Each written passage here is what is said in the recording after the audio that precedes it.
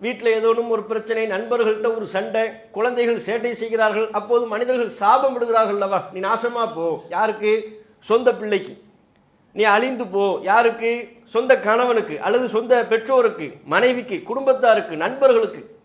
குடும்பத்தில் நண்பர்களுக்கு மத்தியில் ஏதேனும் ஒரு பிரச்சனை என்று வருகின்ற பொழுது நீ நாசமா போ, அழிந்து போ என்று சொல்கிறோம் என்றால் நாசமாக ஆக்க வேண்டியது யார்? இவர் யாரிடத்துல துவா கேட்கிறாரு? அல்லாஹ்கிட்ட. அல்லாஹ்கிட்ட யார் நாசமாகணும்னு கேட்கிறாரு? தம்முடைய பிள்ளைகள் நாசமாக வேண்டும் என்று கேட்கிறார். ஒவ்வொரு காலகட்டத்திலையும் ஒவ்வொரு தொழுகைக்கு பிறகும் எந்த பிள்ளையின் நன்மைக்காக அல்லாஹ்விடத்தில் துவா கேட்டாரோ அதே பிள்ளைகளின் கெட்டவற்றுக்காக அந்த நேரத்தில் சாபத்தை அல்லாஹ்விடத்தில் வேண்டுகிறார். காரணம் அவசரம். அப்போ அந்த நேரத்தில் மனிதன் நிதானமா இல்லை, கோபத்தில் இருக்கிறான், அவசரக்காரனாக இருக்கிறான்.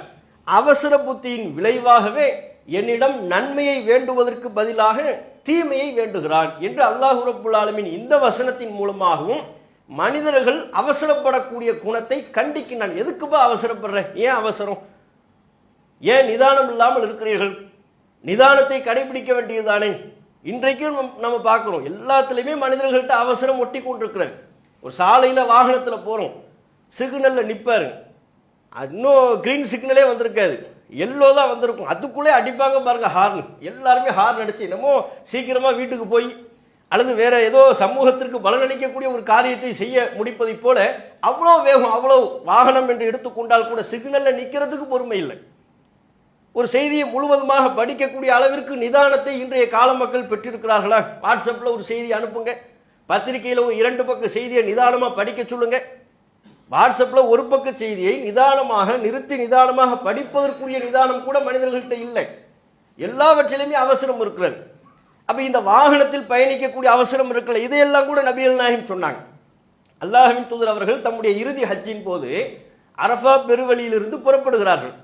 புறப்பட்டு செல்கின்ற பொழுது பின்னால பார்த்தா பயங்கரமான சப்தம். என்ன சப்தம்? ஒட்டகங்கள் மிரளுகிறது.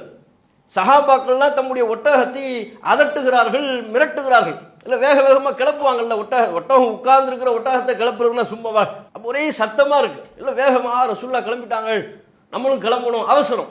அவசரத்தில் ஒட்டகத்தை அதட்டுறாங்க, ஒட்டகத்தை மிரட்டுறாங்க, ஒரே சத்தமாக இருக்கு. ஒட்டகம் ஒரு பக்கம் சத்தம் போடுது, சஹாபாக்கள் ஒரு பக்கம் சத்தம்.